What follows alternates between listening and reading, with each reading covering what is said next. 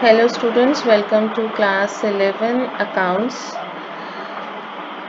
Students, yesterday we finished chapter number 3, theory base of accounting. Today I am taking chapter number 4. Chapter number 4 is the basis of accounting. Basis of accounting, it is a very small chapter. हमें इस chapter में सिर्फ difference करना है between accrual basis of accounting and cash basis of accounting. ठीक है, only two basis of accounting are there. One is accrual basis and second is cash basis.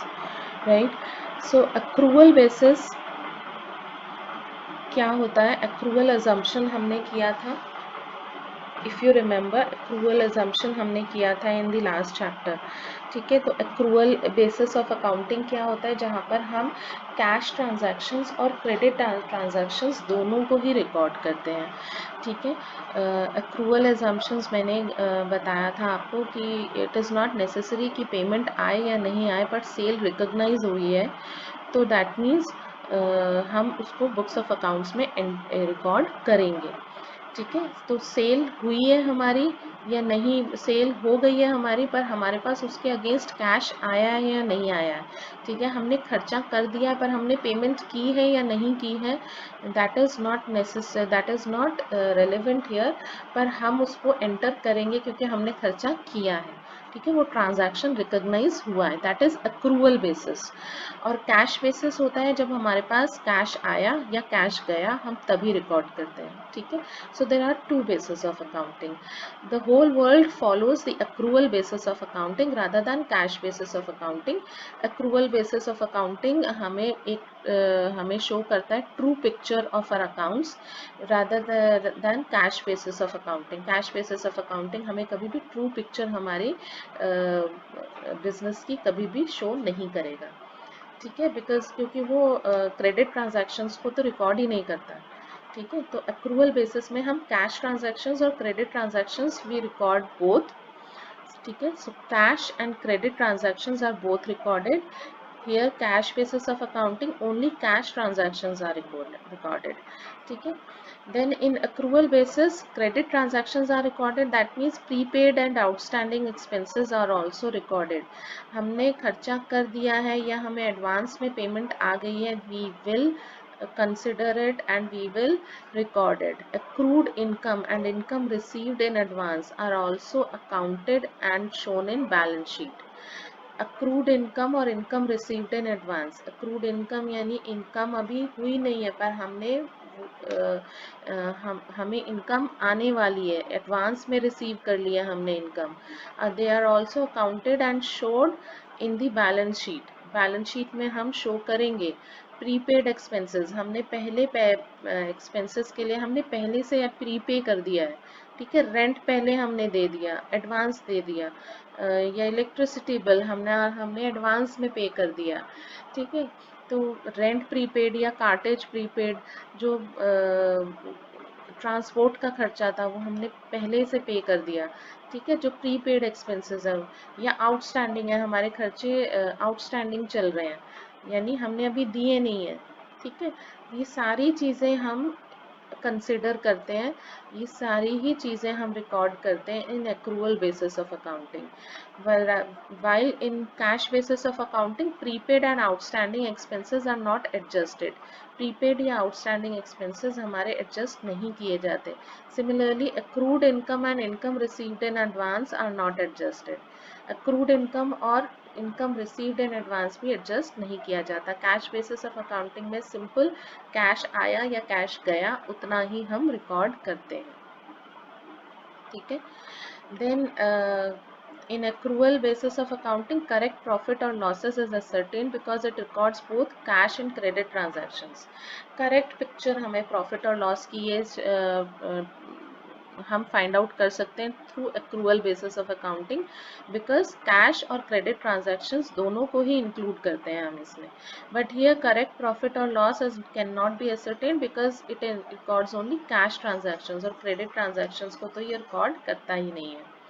So technical knowledge in accrual basis of accounting, It requires technical knowledge as many adjustments like prepaid, outstanding, capital and revenue are required to be made.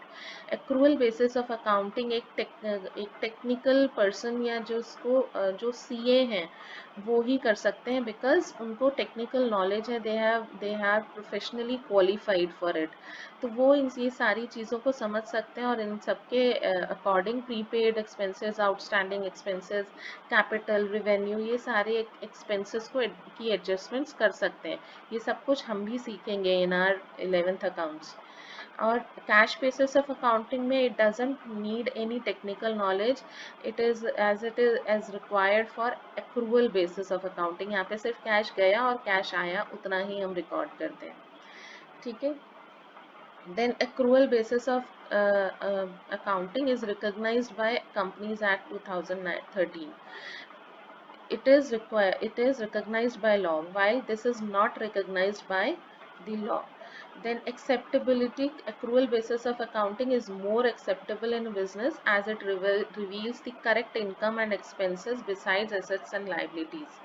Assets और liabilities के अलावा जो हमारी correct income या correct expenses हैं वो reveal करता है account accrual basis of accounting, जबकि cash basis of accounting is not acceptable in business because ये ट्रू पिक्चर आपको कभी भी रिवील नहीं करेगा, ठीक है। Then accrual basis of accounting is more reliable as both cash and credit transactions are recorded in it, but cash basis of accounting is less reliable or because it does not reveal the correct profit or loss or correct picture of your business, ठीक है। Then suitability, accrual basis of accounting is suitable for business as it requires information that is complex and it can be made available by accrual basis of accounting. accrual basis of accounting हर तरह के business में suitable है और जितनी भी complex information चाहिए होती है वो आपको accrual basis of accounting आपको provide करता है. It gives you a real picture, actual picture of your business. While cash basis of accounting is not suitable for the businesses, it is suitable for non-profit organizations, not for profit organizations and professionals such as chartered accountants, lawyers, etc., since they require comparatively less information. Cash basis of accounting simply ये समझो जैसे आप doctor के पास जाते हो, when you are going to a doctor, what does he do? वो सिर्फ वहाँ पे आपकी एंट्री करते हैं and he takes his fees, जो रिसेप्शन पे बैठा होता है वो आपसे 200 या 300 जो भी कंसल्टेशन फीस है वो ले लेते हैं and you are allowed to go inside to the doctor, क्योंकि डॉक्टर का सिर्फ अपनी फीस लेता है जो कैश में होता है, तो वो कैश बेसिस ऑफ अकाउंटिंग वो अडॉप्ट कर सकते हैं क्योंकि उनके पास कैश आता है या कैश जाता है, ठीक है। उसके अलावा उनके कोई अपने कोई बहुत ज़्यादा कोई आउटस्टैंडिंग या प्रीपेड एक्सपेंसेस नहीं होते हैं जो उनको रिकॉर्ड करने हैं, या कोई एक्रूवल इनकम या एक्रूड इनकम उनकी कोई भी नहीं होती है, तो जो उनको रिकॉर्ड करनी हो या कोई बहुत कॉम्प्लेक्स उनका अकाउंटिंग सिस्टम हो, तो they are just receiving cash and giving cash, so they can adopt this cash basis of accounting, ठीक है। So cash basis of accounting is suitable for professional such as chartered accountants, lawyers etcetera, and not for profit organisation. Not for profit organisation जो होती हैं वो हम 12th class में पढ़ेंगे, what are these. So right now just understand this, that cash basis of accounting is suitable for not for profit organization and professionals such as chartered accountants, lawyers, etc. Okay, so I hope the session was clear to you all. In this chapter only this much we will do, only this comparison, this difference between accrual basis and cash basis of accounting we are going to study.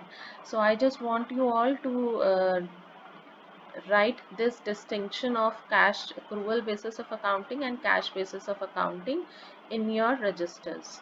Okay, I'll be uploading this particular page on your portal also. Those who are not having the TS Graver, they can look into it through their portals, right? Goodbye.